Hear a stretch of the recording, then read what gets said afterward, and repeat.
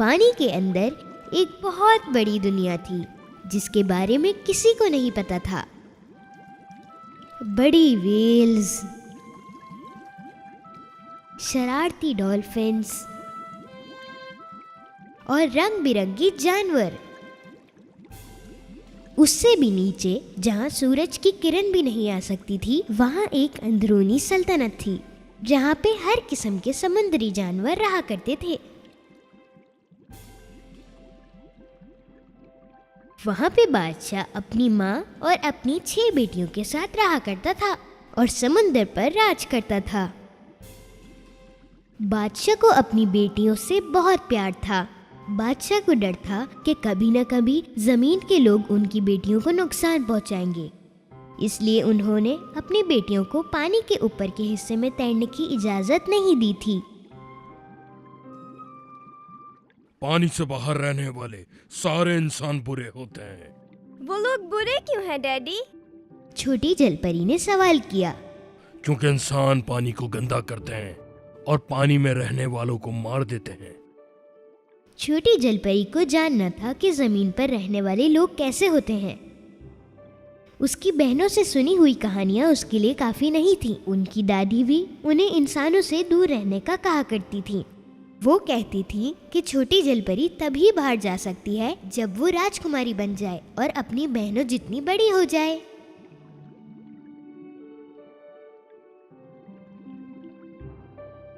جب چھوٹی جل پری نے اپنی بہنوں کو باہر جاتے ہوئے دیکھا تو اس نے بھی فیصلہ کر لیا کہ وہ بھی باہر جائے گی۔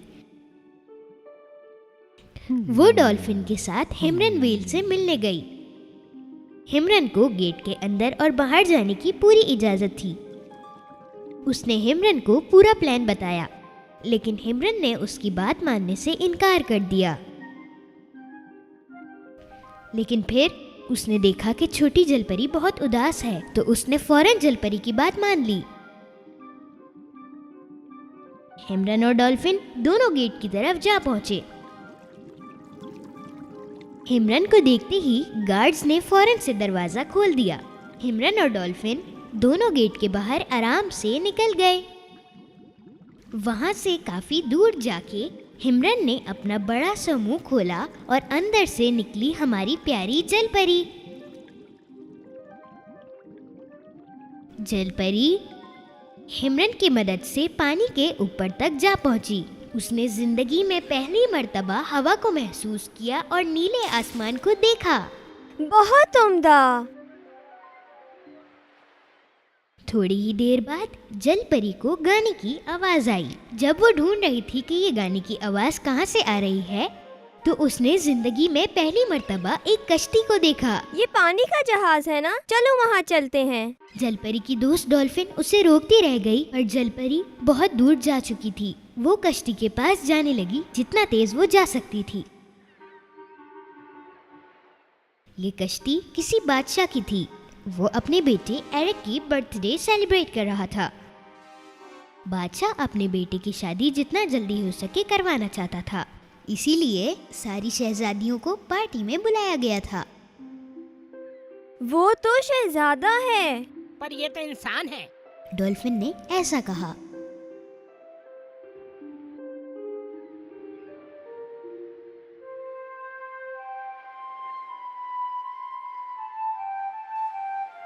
چھوٹی جل پری نے اپنی آواز میں دھن کو مکمل کیا۔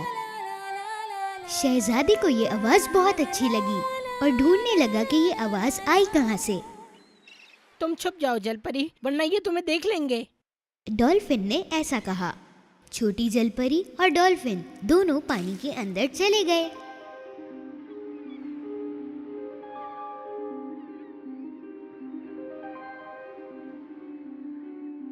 اور اسی وقت سلطنت کے اندر پانی کی جادوگرنی سب دیکھ رہی تھی اپنی جادوئی بال میں۔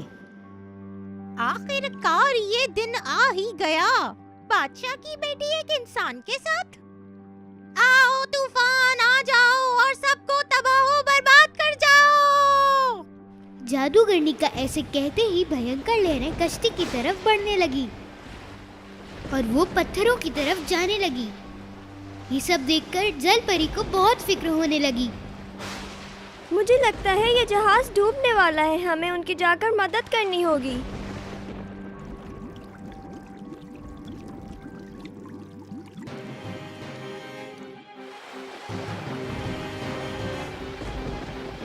چھوٹی جل پری تیرتے ہوئے ڈوبتی کشتی کے پاس آ پہنچی۔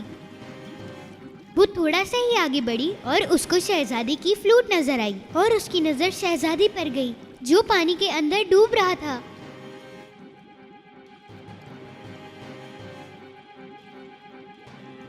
جل پری نے شہزادی کا ہاتھ کھینچا اور فوراً زمین پر لے آئی۔ اٹھ جاؤ پلیز، اٹھ جاؤ۔ شہزادے کو ہوش آ جاتا ہے اور وہ ہلکے ہلکے اپنی آنکھیں تم کھولتا زندہ ہے۔ ہو۔ جل پری بہت خوش ہو جاتی ہے۔ دور سے ایک کتے کے بھونکنے کی آواز آئی تو جل پری کو پتہ چلا کہ وہ پانی سے باہر ہے اور وہ فوراً پانی میں کود گئی۔ اس کا ایک محافظ اور ایک محافظہ اس کے پاس آئے۔ ایک لڑکی نے مجھے ڈوبنے سے بچایا، اس کی آواز میں پہلے بھی کہیں سن چکا ہوں۔ وہ ایک بہت خوبصورت آواز تھی۔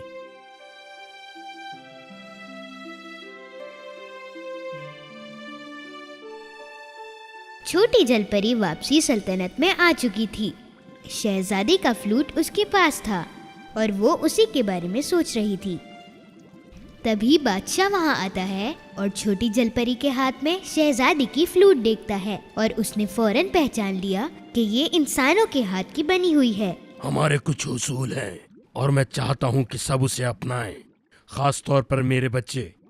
کیا یہ سچ ہے کہ تم نے ایک انسان کو ڈوبنے سے بچایا؟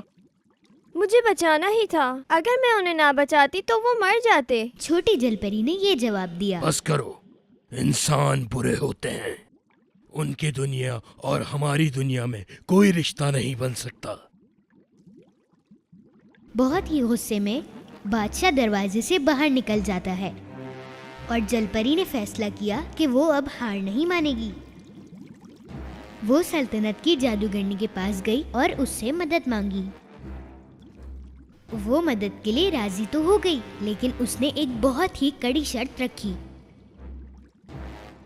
ایک بہت ہی مہنگی چیز۔ میں تمہیں ایسی دوا دوں گی جو تمہیں انسان میں بدل دے گی، پھر تم اپنے پیروں پہ چل سکو گی، اور بدلے میں تم مجھے اپنی خوبصورت آواز دے دو گی۔ میری آواز؟ لیکن وہ میں کیسے دے سکتی ہوں؟ چھوٹی جل پری کے پاس اس کی بات ماننے کے علاوہ کوئی چارہ نہیں تھا، کیونکہ وہ شہزادے کو دیکھنے کے لیے کسی بھی حد تک جا سکتی تھی۔ یاد رکھنا، تیسرا دن ختم ہونے تک یعنی چوتھے سورج سے پہلے شہزادہ تمہارے پیار میں ہونا چاہیے، نہیں تو تم پھر سے جل پری بن جاؤ گی۔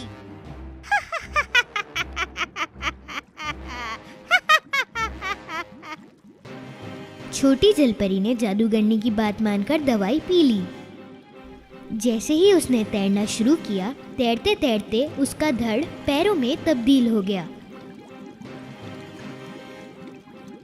ڈولفن کی مدد سے جل پری کنارے تک پہنچ گئی۔ شہزادہ اپنی کھڑکی سے باہر دیکھ رہا تھا۔ اس نے دیکھا کہ سمندر میں سے کوئی چیز باہر آ رہی ہے۔ وہ فوراً اس کی طرف دوڑنے لگا۔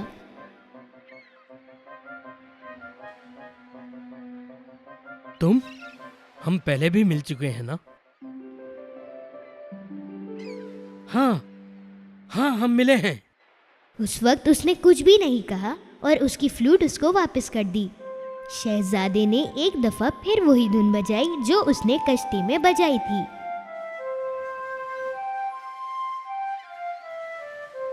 اس نے اپنا سر ہلا کے یہ بتایا کہ اس نے یہ دھن پہچان لی ہے۔ ہاں مجھے یاد ہے، جب میں یہ بجا رہا تھا تو میں نے تمہیں دیکھا تھا اور تمہاری آواز بھی سنی تھی۔ تم نے مجھے ڈوبنے سے بھی بچایا تھا، میں تمہیں ہی ڈھونڈ رہا تھا۔ شہزادے کو یہ یقین ہو گیا کہ یہ وہی جل پری ہے جس نے اسے بچایا تھا۔ اس کو یاد آیا کہ وہ تو ایک جل پری تھی اور اس کی بہت خوبصورت آواز بھی تھی۔ جل پری نے بولنے کی کوشش کری لیکن اس کے پاس آواز نہ تھی۔ مجھے لگا کہ تم ایک جل پری ہو۔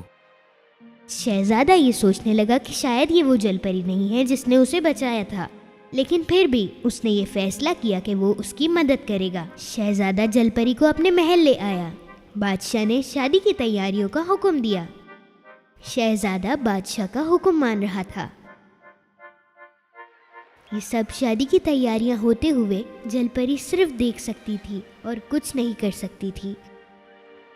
وہ کچھ نہیں کر سکتی تھی جب تک شہزادے کو اپنی آواز میں وہ کچھ بتا نہ سکے، اور اس کو جادوگرنی کی بات یاد آئی۔ یاد رکھنا، تیسرا دن ختم ہونے تک یعنی چوتھے سورج سے پہلے شہزادہ تمہارے پیار میں ہونا چاہیے، نہیں تو تم پھر سے جل پری بن جاؤ گی اور شہزادے کو بھول جاؤ گی۔ اسی طرح دن گزرتے گئے اور آخرکار تیسرا دن بھی آن پہنچا، اور آخری دن بادشاہ اور ملکہ اپنے بیٹے کو لے کر جانے لگے۔ وہ لوگ پڑوسی گاؤں کی طرف نکل چکے تھے۔ بیچاری جل پری شہزادے کو یہ بتا ہی نہیں پائی کہ جس جل پری کو وہ ڈھونڈ رہا ہے وہ میں ہی ہوں، اور شہزادے کو یہ یقین ہو چکا تھا کہ جو کچھ اس نے دیکھا وہ صرف ایک خواب تھا۔ وہ اپنے پیار کو دور جاتا ہوا دیکھ رہی تھی۔ چوتھے دن کا سورج طلوع ہونے والا تھا۔ اسی وقت جل پری اداس ہو کر رونے لگی، پر اسی وقت کچھ ناقابل یقین سا ہوا۔ سب سے پہلے اس کی بہنیں باہر آئیں اور پھر اس کی دادی ماں، وہ سارے اس کی مدد کے لیے آئے تھے۔ میری پیاری پوتی، ہم تمہیں اس جادوگرنی کی قید سے نکالنے آئے ہیں۔ اس وقت تو وہ بہت خوش ہوئی، پر سمجھ نہیں پا رہی تھی کہ یہ مدد کریں گی کیسے۔ اور اس کے بعد پانی سے بادشاہ باہر آیا۔ اس سے اپنی بیٹی کا دکھ دیکھا نہیں گیا۔ وہ اب سمجھ چکا تھا کہ سچے پیار کے بیچ کوئی نہیں آ سکتا۔ اوہ میری پیاری بچی، میرے لیے تمہاری خوشی سے زیادہ اور کچھ اہم نہیں، جاؤ اس کے پاس۔ بادشاہ نے اس کی دادی کے ہاتھ میں ایک چیز دی۔ پھر اچانک ایک آواز سی ہوئی اور جل پری کی آواز اس کے پاس واپس آ گئی، اور چھوٹی جل پری دوبارہ بولنے کے قابل ہو گئی۔ میری آواز! شکریہ دادی ماں، شکریہ ڈیڈی، میں آپ سب سے بہت پیار کرتی ہوں۔ وہ ہمرن کی مدد سے شہزادے کی کشتی کی طرف تیزی سے تیرنے لگی۔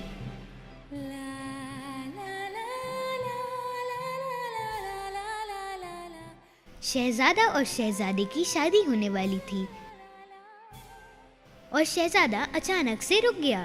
شہزادے کو جل پری کی خوبصورت آواز سنائی دی، اور اس نے دیکھا کہ چھوٹی جل پری اس کی طرف آ رہی تھی، اور شہزادے نے فوراً سے پانی میں چھلانگ مار دی۔